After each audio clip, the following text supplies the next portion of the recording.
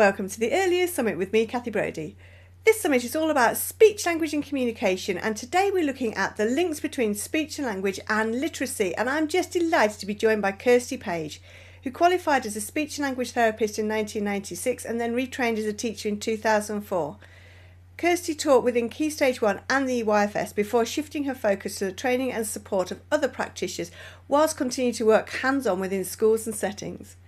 She's founded and developed Launchpad for Literacy, which is all about children, the skills they have and the skills they need for all aspects of literacy, including identifying speech, language and other developmental needs as soon as possible.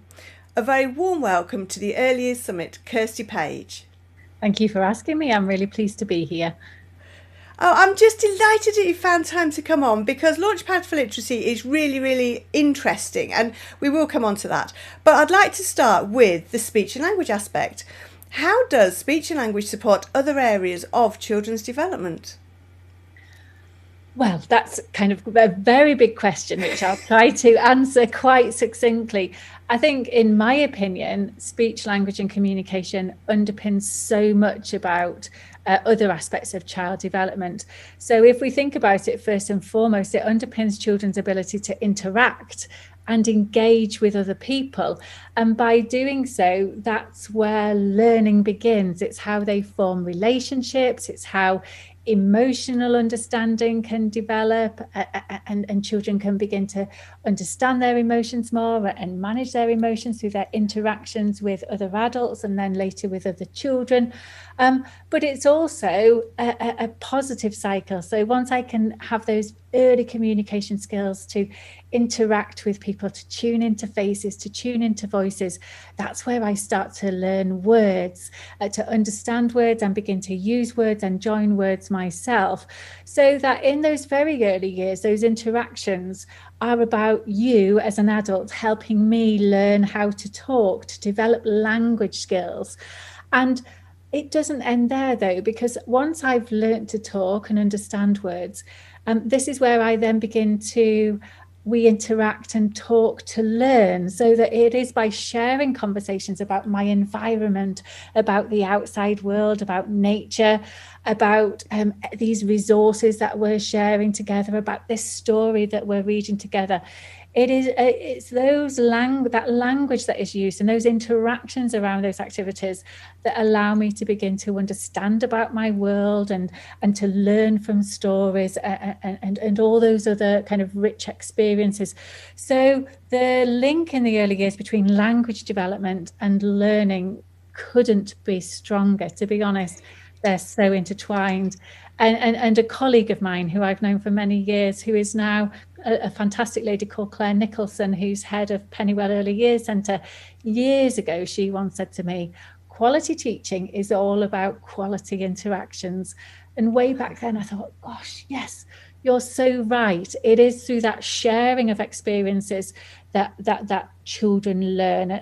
And if you've got a communication difficulty where tuning into people and interacting with people is problematic for you, then that whole learning journey then becomes problematic. If you want to tune into people, but you often don't understand what they're saying because maybe they've used sentences that are too long or words that you don't know yet, then again, that intention of helping you learn can be problematic because your language skills become a barrier. So I often talk to schools. I work a lot with schools as well as with settings. I often talk about how developmental needs in the early years can morph into learning needs as children get older, because that language barrier or that communication barrier has been a barrier to that learning. So as we begin to measure not academic, but early learning outcomes, we see gaps in that kind of development and that progress. But actually that all stemmed for many children from that developmental gap that was there at the beginning. But I also think, as well as learning, language is fundamental to play development. So I as an ex-speech and language therapist, I used to love it that I went out and about into settings, because I used to just love watching how children engaged with each other, but engaged with the learning environment as well. And what we find is that for many children who have got language delay, and particularly children with what you would call disordered language development, if I watch them in a setting, what they choose, where they go, and most importantly, where they don't go, I can often see quite a limited play repertoire that play, particularly when it's social and collaborative play, can be problematic, but also play that is very symbolic. So creative play, where I have to use language skills to generate an idea and manifest that in something that I've drawn or painted or glued together. And also pretend play and role play. Those types of play are very correlated with language development, to the point where many moons ago, when I used to, as a therapist, see, say, for example, 2-year-olds who were very late talkers, I often used to talk to parents about play first and say, all right, well, and often these children didn't pretend. So one of my kind of pieces of advice to take away was, if you can, get somebody to give you, or go, if it's a birthday coming up, go out and buy a tea set and some toy food. Because we can see that language affects play, but also if we nurture play, we can boost language as well. So learning and play, social and emotional development, obviously. Core of social development begins with those relationships I attach initially to those familiar adults. But a lot of children who struggle to maintain those relationships, form those relationships, but also to develop more complex skills such as taking turns in play, understanding things from somebody else's point of view, understanding that they are very important, but they are also one of a group once they get into kind of settings and into schools. A lot of what we often see as issues with personal, social and emotional can often be underpinned by issues with social communication needs, that ability to see things from another person's point of view, that ability to use language to do things like initiate conversations, to ask for help, to ask to join in. So it's very difficult to look at PSED without considering comprehension and also social communication skills, and not kind of getting the two mixed up, but by proxy, understanding more about language, and particularly understanding more about social communication and pragmatic development, we can begin to have a much more targeted approach to PSED and those social communication behaviours we're wanting to see. And I think the other thing is obviously we've talked about learning generally, but also mathematical development. Conceptual understanding, the ability to understand linguistic concepts. So the very obvious one of size and shape, but also more and less and longer and shorter. All of that kind of mathematical learning is actually language. And what we find is that if children have got language gaps in the early years, I think we all understand that correlation between speech and language and literacy, and we're going to come to that in a bit. But I think one of the most fundamental links that people will make, but often don't make as much as we need to, is that correlation between language development, particularly conceptual understanding, and mathematical learning. So that in the early years, of course, at some point we've got to teach number recognition and the ability to order numbers, but that actually children need to understand those concepts in relation to real life and everyday experiences and daily routines before we can expect them to apply them to something more abstract, such as number. Yeah. I think math is a particularly interesting one, because we do talk about things, as you've said there, more and less, and that can mean all sorts of things, doesn't it? Because if you say more milk is very different to have I got more pencils. Language and maths is a very interesting link. Oh, completely. And I think that's the difficulty of concepts. They are relative. So if somebody is sitting next to me at the snack table and has got just a tiny bit of milk in the bottom of their glass, but my glass is half full, then I have got more milk than Jack. But if Joshua is sitting next to me and his cup is filled to the top, then he's got more and I've got less. So, and it's a little bit like, my hair is short if you compare it to yours. Whereas if I was sitting next to my mum who's got really short hair, then I've got longer hair. So I think this is why concepts are really difficult, because they're not definite, they're not concrete.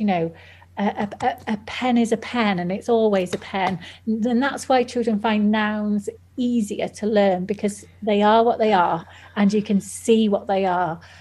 Whereas concepts are relative and can change depending on and that is why we cannot teach concepts just very quickly, and we cannot teach concepts just in one way, in one little focus activity, and then move on. We've got to teach them across many different experiences so that children can generalize that learning and see that there are many different applications. And not wanting to jump the gun, but one thing that I talk about to people is, same and different are crucial concepts. And we often talk about things being the same shape or the same color or having the same number, which is fabulous. And I'm not saying people should stop doing that. But I often talk to people about, make sure you do things like, these ones sound the same, these ones sound different, so that these ones feel the same, these ones feel different, so that we don't also focus just on one sensory experience, as in same and different is only about things that we look at.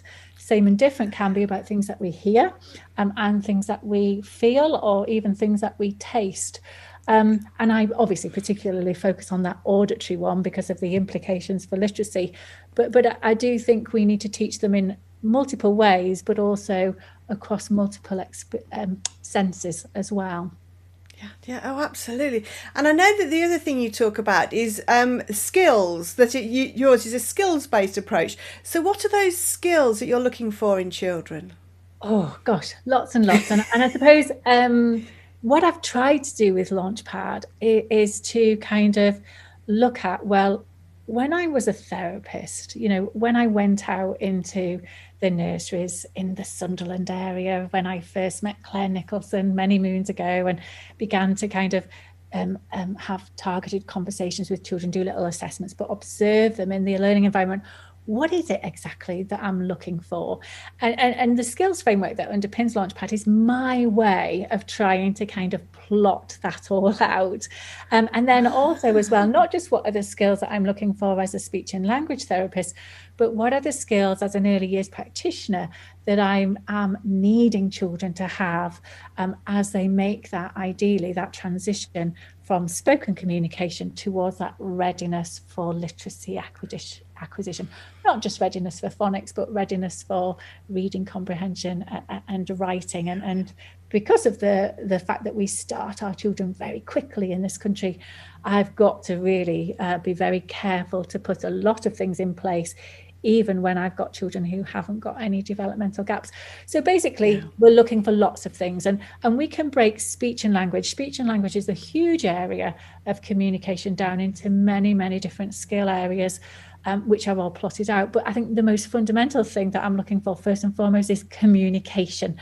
That ability to tune into people, that kind of awareness of other people. So even with very young children, I'm seeing things like social referencing. So, I've dropped something, so I look to you to see if you're going to kind of do something about it. And I might point to get your attention. So even before most children have words, we see the emergence of that kind of turn taking, that social referencing. I might not be talking yet, but I go to try and get your attention, so that I'm aware that I can send out a specific signal. At this moment, it's a noise and it's non-verbal. But by doing so, I have that cause and effect relationship with you. I do something and I get a response from you. And this is all about, before the talk, this is about me understanding kind of communication. And I think it's really important that when we get children walking through our door who either aren't saying an awful lot, aren't engaging enough, that we first and foremost look to communication first. And it is also possible that I've got some children who have somehow managed the mechanics of learning to talk. But when I actually look at their core communication skills, they do lots of talking and lots of telling me, often about one specific subject. But when I actually say, is this a two-way process? If I say something to you, does that kind of make sense? That communication, so that's kind of in there. But then when you're then looking at the mechanics of listening and responding, we're obviously looking at those key auditory skills, those key receptive language skills, those skills that give me the ability to understand what you have said. So how do I trap what you've said? How do I process what you've said? So that would be auditory, then that would be receptive language. And then within receptive language, obviously, we've got another area which you can kind of think of separately, which is vocabulary. Receptive language, do I understand that sentence? Do I understand the grammar that you've used? Do I understand whether you're talking in the past or the future tense? But then also, do I understand those specific words, those vocabulary items that you've used? But also, do I have a vocabulary mechanism in the central store of my language where when you say a word, it makes me think of other words as well? So if you said, for example, apple, that straight away I know that it's something that I can eat. It's something that we have at the snack table. I know that it's an item of fruit. Does that kind of make sense? So that we think about words just as, does the child understand it? If I show them a picture or if I show them an object, can they name it or can they describe it? But actually, vocabulary development is much, much more complex than that. And it is knowing those words and having those connections between words, that it is that kind of semantic connection, those vocabulary skills that will underpin my imagination and my creativity, which is why we mentioned that could be problematic for children with language issues at the beginning. But it will also underpin my thinking skills, my problem solving skills, and also, of course, my ability to generate ideas and to think about something to say. And it is really in that semantic system, that vocabulary store, where most of my learning is housed. So, in schools at the minute, we talk a lot about, you shouldn't be focusing on skills, you should be focusing on knowledge. And for me, that is really difficult to sit, because actually it is only by having those auditory and those receptive language, those language processing skills, and then that vocabulary skills, those semantic skills, it is only by having those that I will be able to store knowledge. And then if we talk about it again tomorrow, if I've stored those new words and that new learning, for me, language and learning are very difficult to isolate out. And then you want me to remember and to tell you about what we did yesterday. That's all language skills as well. So I do think it's very difficult to have this dichotomy of a skill-based approach. Oh no, we should be having a knowledge-based approach, because actually knowledge is built on those language skills. And I think we really need to understand that in the early years, and that even when we make a shift to more knowledge-based learning in Key Stage 1, if you've still got children with language gaps, that push will be more problematic, and it needs to be understood. And then obviously, once we've kind of found those words, I need to turn those ideally into word combinations, sentences. What grammar do I use? That's all expressive language. And then turn those actually into articulations of words, which is what we know of as speech. And kind of within all of that is a sub area of development called phonological awareness, which is where I become aware of words that rhyme, syllable structure, that certain words start with the same sound. And certainly in Launchpad, I kind of, in schools and nurseries, we look very much at phonological awareness as part of our phonic preparation, and rightly so. But actually, the primary purpose of phonological awareness is to underpin your speech sound development. So even though it's what we focus on for kind of pre-literacy, it's actually part of our speech and language mechanism as well. And then aside from that, which we've got symbolic skills, that ability that we have uniquely as humans, that one thing can represent another. So I can have a lump of plastic with some wheels on, and it's not a real car, but I can go brum, brum, brum, brum, brum, because to me, my visual skills, but also my language skills and understanding of the notion of a car will allow me to begin to play with this object. So symbolic skills are part of language, but they also involve visual skills as well, and social communication. So that would be kind of so that's like pragmatic development, conversational skills, empathy and relationship skills. So that would be kind of what I would be looking at as a speech and language therapist. But also, if I'm thinking about what I would be wanting to see developing as I work towards literacy, we have to also consider visual and motor development as well. And I think that is something that we often don't factor in to our literacy preparation in the early years. We do a little bit of auditory, we focus a lot of phonological awareness. We don't do enough language, but what we don't certainly do is really factor in, I think we do lots on motor, but certainly in our learning environments and in our daily routines, but certainly having visual skills as a focus is not something that is at the forefront of everybody's mind. So Launchpad, I suppose, and the skills that I'm looking for, the vast majority are communication, speech and language, and that complexity within that area.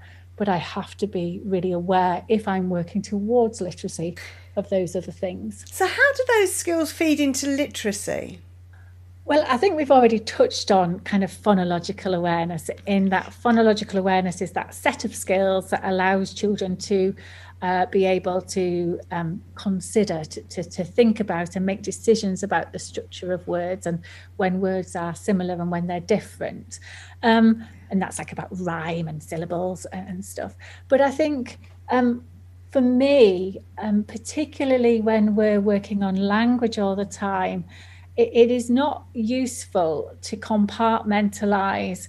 This is what I need to do to get my children ready for phonics. And oh my goodness me, I've got to do all of these separate things in order to work on language, because we've got lots of language issues this year. In that many of those language gaps that I'm concerned about will actually end up being foundation skill gaps for phonic readiness. And so if, certainly as I enter the school system, phonics is very important in the EYFS. It's certainly how our main measure of early literacy progression. Then yes, we need that kind of phonological awareness to be in place, but I need to be aware of those deeper foundation skills that many of my children won't have, but the conventional literacy preparation diet of do a little bit of listening and then turn to phonological awareness to be the main part of your diet actually misses out. And the first and foremost thing to think about is conceptual understanding.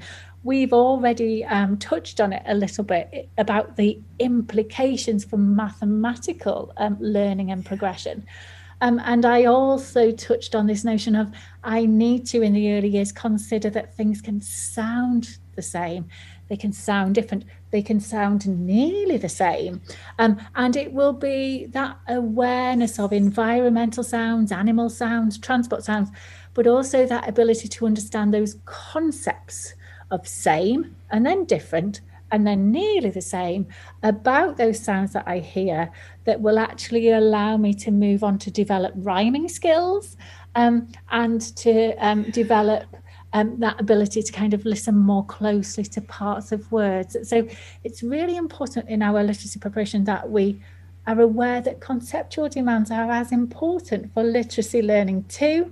And certainly if we want our children to go into reception, or P1 if you're working in Scotland, or whatever, that transition year where you begin that kind of formal learning, if we want our children to do things like, say, for example, if you said, oh, pen, what sounds at the beginning of pen? Or if you said, oh, cat, what sounds at the beginning of cat?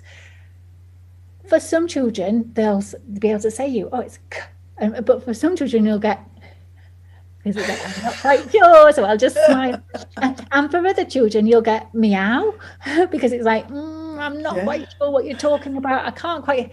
And is it just that they can't hear the sound? But what I found, and I suppose this is kind of Launchpad emerged from my experience, but then from shared experiences as I worked with other people, that for many children who couldn't hear the sounds, the core issue was actually they didn't know what the beginning meant.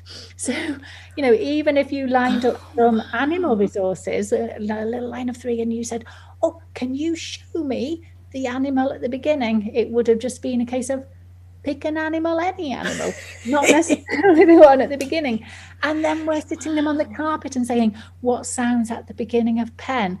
And if they could, they would probably love to say to you, I have got no idea what you're talking about, what you're asking me to do.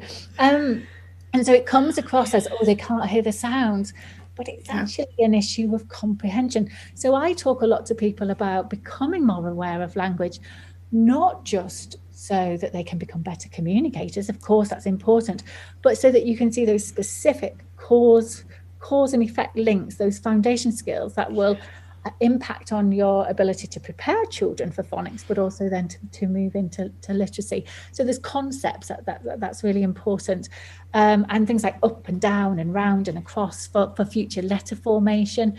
But also the thing that we don't often consider is what I call auditory memory for understanding. So that ability to, as I get older, move from holding just one main word to 2 words to 3 words to 4 words.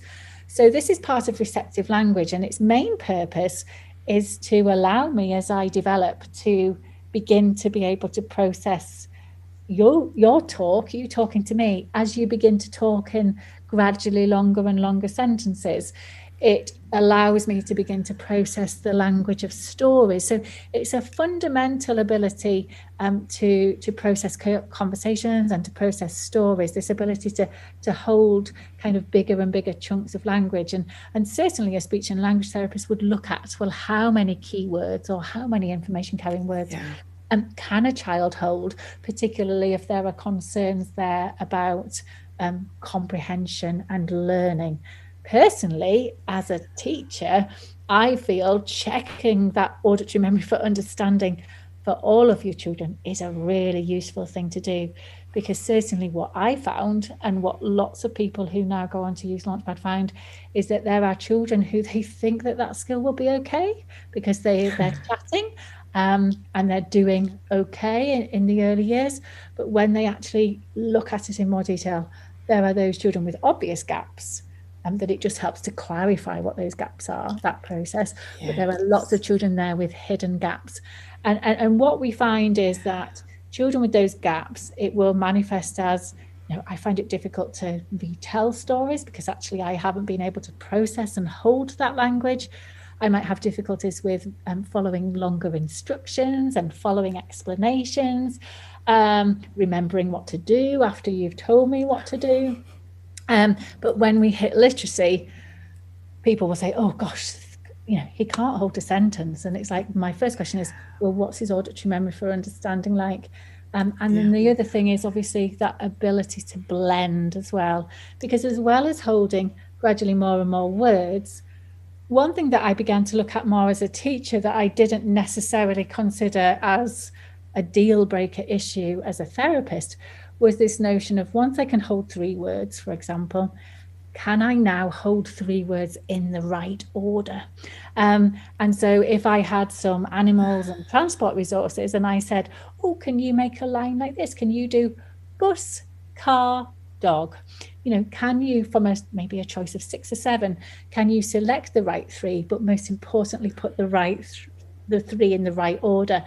And what we find is that many of our children in reception and into Key Stage 1, or whatever you call those year groups, if you're working in a different country, what we find is that for many of those children who can't blend, if we do those tasks with them, they really struggle to hold the right number of words, or they can hold the right number of words, but not in the right order. So if they are hearing the right words, but not in the right order, when we are saying to them, what have I got in my bag? A crocodile. One of the reasons why I can't blend is because I can't hold those three phonemes. And this is a really important thing to know. And I think it's really important to factor that in to my literacy preparation. And by doing so, I can be preparing for phonics, but I can also be building language skills at the same time. So there is this no need to compartmentalize them out. But as a child gets older, my kind of hope is that what we try and stop doing in schools is when a child, for example, can't blend. We'll stick with this example because this example is such a common example out there. And after lockdown, unfortunately, I think it's going to be there for many more children. They can't blend. And so what we do is we feed them into a diet of just keep doing more and more blending. And for some children who are nearly there, they get it. But for many children, we get into this cycle with lack of progression. It can be very demoralizing. And actually what we've never done, and at the same time we'll be saying, oh gosh, he can't remember what to do when he gets back to the table, because at the same time we've never kind of uncovered that this child actually has an issue with auditory memory, holding words and holding words in the right order. So of course they can't hold phonemes and hold phonemes in the right order, and that's why he can't remember what to do when he goes to the table. And I think this greater awareness is for me, it's about fairness to that child. It's about giving people the ability to look in more detail at children that nobody else is telling them to look in more detail at. Oh, just keep doing it, just keep doing it. And it's like, actually developmentally, it's a bit more complex than that. And there might be a different solution to this problem. And you know, getting that child to make progress, and for the school that's important to kind of get those phonic outcomes, but most importantly to give that child what they need, and to get that diet of what needs to happen for that child more right from a developmental point of view. Yeah. I mean, obviously you've said there, children are very complex beings. It is quite difficult. And it is that lovely moment when you realise, you think, oh, that's what it is. But that can be quite challenging, especially if you're in a school and you've got a class of 30 and you say loads of things going on at the moment. How can we identify those difficulties when maybe things aren't going quite according to plan? Well, I think the first thing to do is to have an understanding of child development and understand what those skills are and how those skills develop. So, you know, somebody like me, if I had a cohort of 30, I would want to look at all of my children in that way. You know, I couldn't not look at my children in that way. You know, you can take a therapist out of the speech and language department, but you can't actually take that way of thinking is ingrained. And then obviously going into teaching, I learned a lot more as well, and different things, but that thinking was still there. But actually, let's be realistic. And I think it's about that understanding of child development, what all the different skills are, how they develop, so that actually when a child walks through my door where they are obviously not where they need to be, I've got somewhere to go to say, right, okay, what I don't want to do is to fall into this trap of, and they can't do that, and they can't do that, and they can't do that. And I can get where people are coming from when we make those comments. But actually what I need to do is I need to have that knowledge and understanding so they can say, yes, but they can do this. And therefore their next step would be this, and then their next step. So that what I have is I have a real aspirational kind of attitude to these children, but it begins by going back, establishing a level of success, and then say, right, okay, we are going to move you to your next steps if we can. And for some children, obviously progress is particularly problematic alongside specific, but for most children, we can have that very progressive edge. But it doesn't begin by push at what I want you to do, but you can't do. It begins by going back. So I think if there are lots of children, and if we've got lots going on, and we've got the phonics agenda, and we've got this, you know, all of this kind of recovery curriculum agenda and all the rest of it, then I think I have to kind of say, right, choose my battles. Who would really benefit from me looking at them more closely? And in order to kind of work out what I need to do to close a gap, how can I do that before I've identified and clarified where that gap is and what I need to do in order to close that gap? So I think people are put under huge pressure to close these gaps, But if that process doesn't begin with a bit of gap identification, you're just throwing things at these children, very well intentioned. I'm not being awful here. The whole kind of process can become much more informed if we just understand what we're dealing with a little bit more. And certainly there are some schools who use Launchpad, for example, where their school improvement agenda is phonics.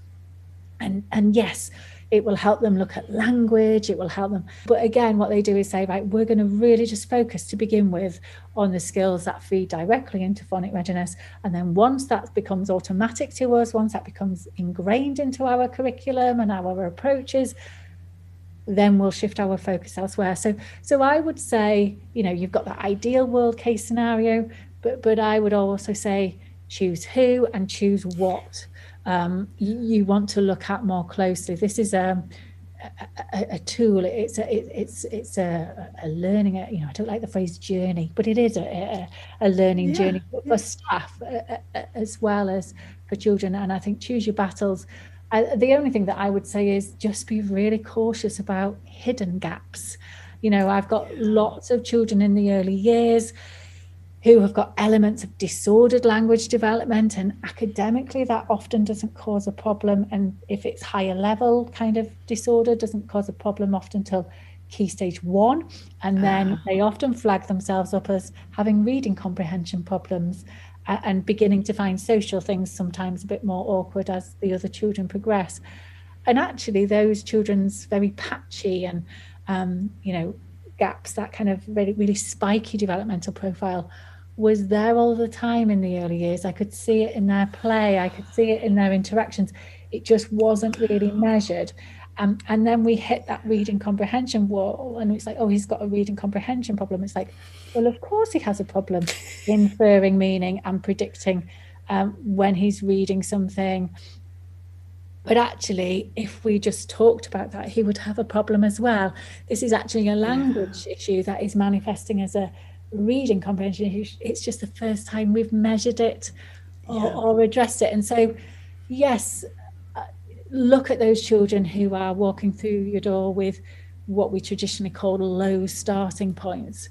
But also be aware of those children with hidden gaps who, I think they're going to be okay, because there are a lot of children like that, or those children who appear that they're ready for phonics, but actually I'm really good at learning my letters, but I just can't blend because you hadn't realised that I've got that auditory memory problem there. It's good enough to get by in conversations and chat, but actually if you look at the really picky sequential skills, it's nowhere near as good as you suspected it was.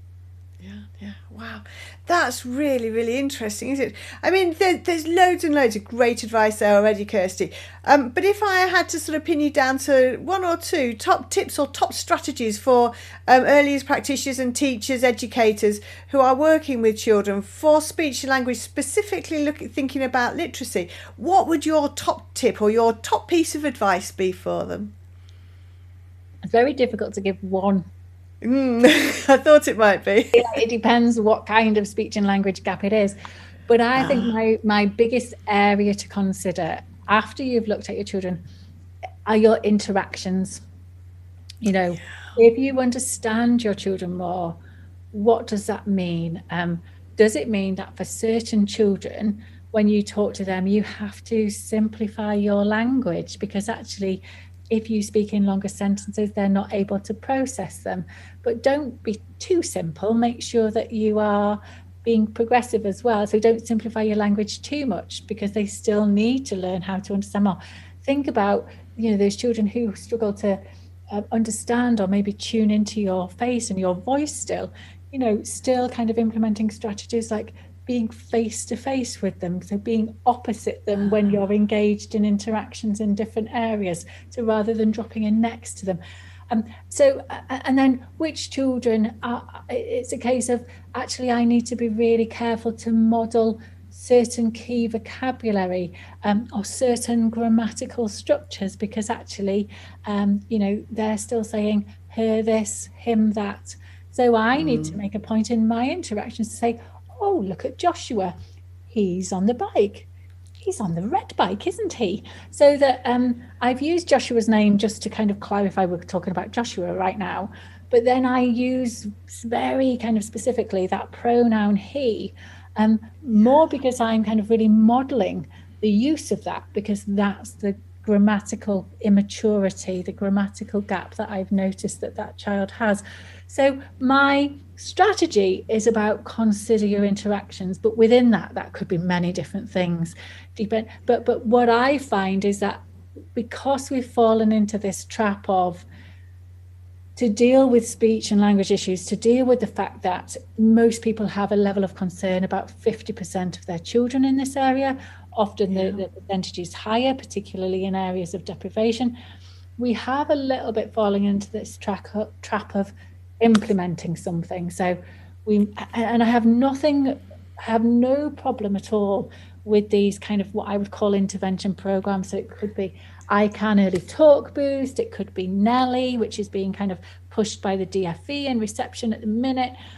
But I think what it does for me as a practitioner is it's like, I need something to fix this, something that is separate from everything else that I do.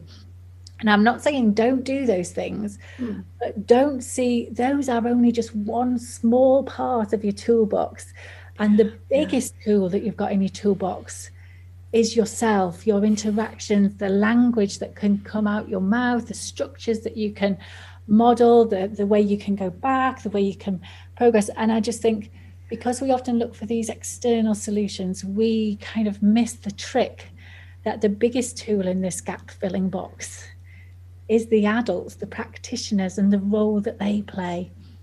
And that begins, to get that right, you need to know your children. The more you know your children, the better you can get that. And it's kind of that double-edged. But for me, the biggest intervention tool is your interactions in child-initiated learning, but also don't forget those daily routines as well.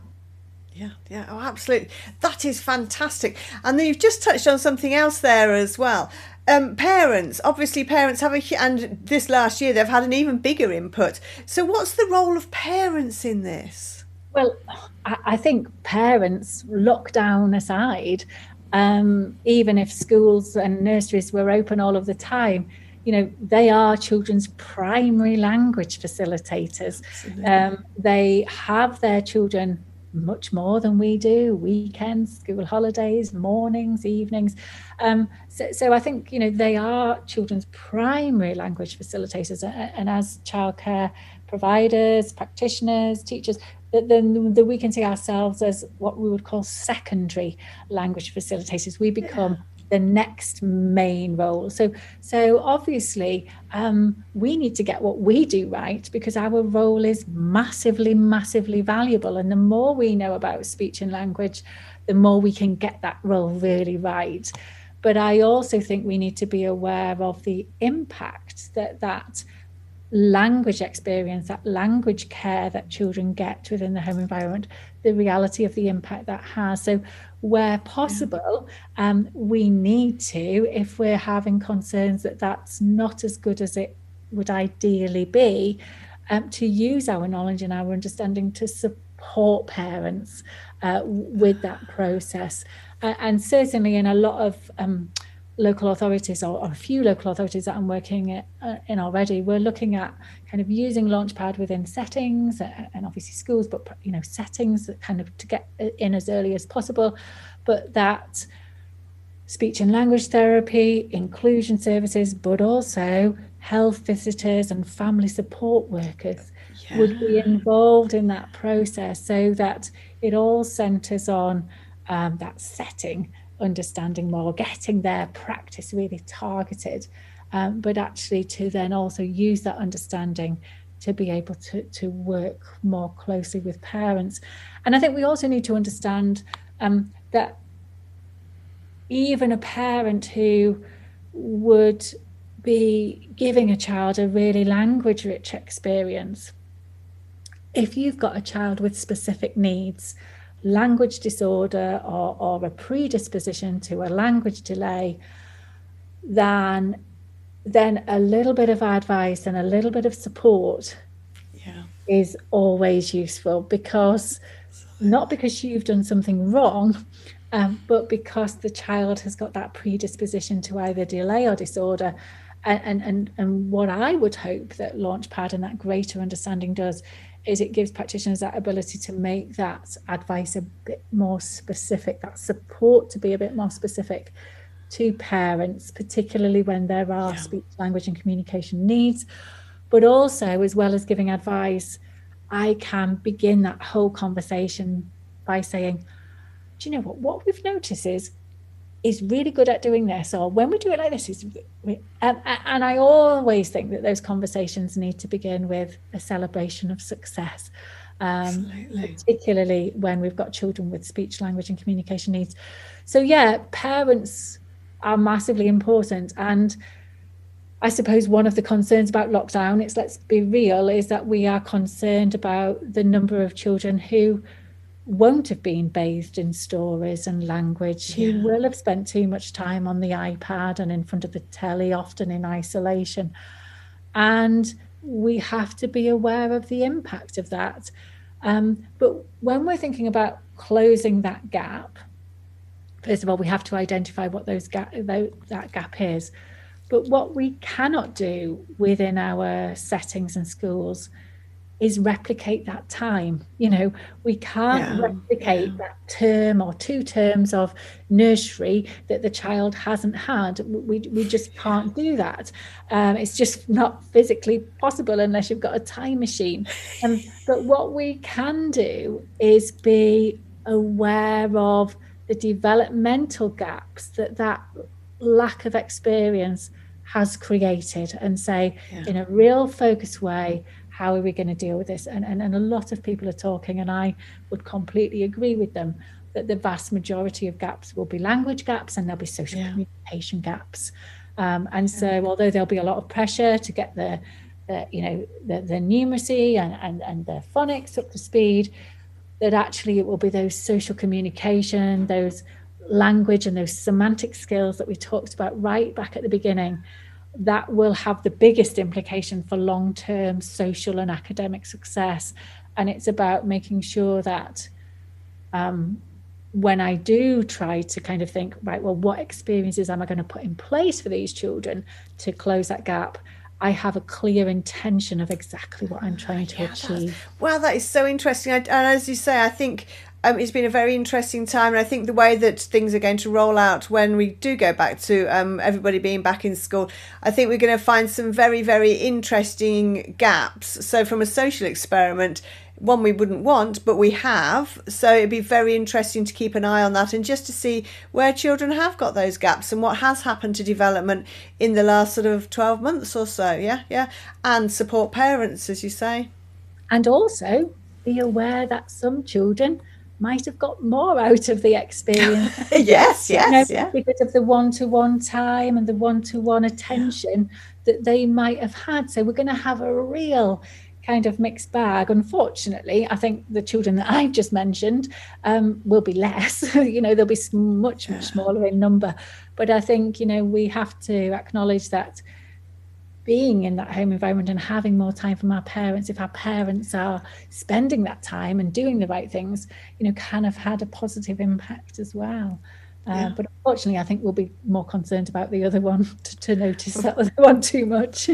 Well, of course. Yes, absolutely. Well, Kirstie, just so interesting talking with you. Just some really, really eye-opening things there, stuff that I've not thought about at all.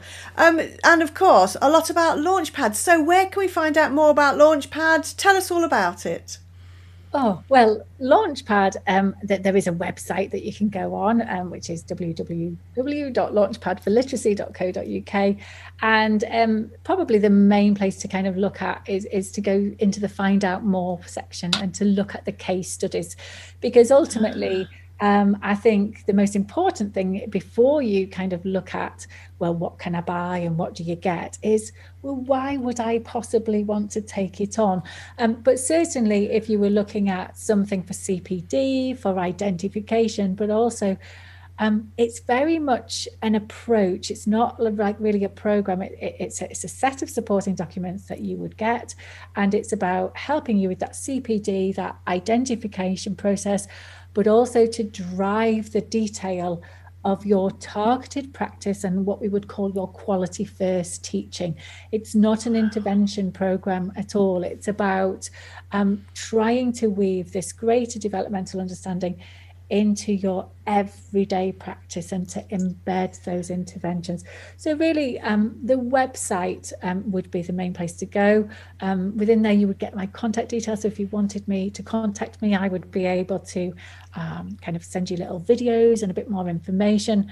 I must say, unless I really kind of up my game before the summit is available in the public domain, the website is very much a work in progress. So if you're interested and you can't get what you need from there, because I need to do a lot on it, well, not me personally, but I need to do things so that somebody else can do that, is to contact me. And also, as well as, you know, Launchpad is used across the country pretty much now.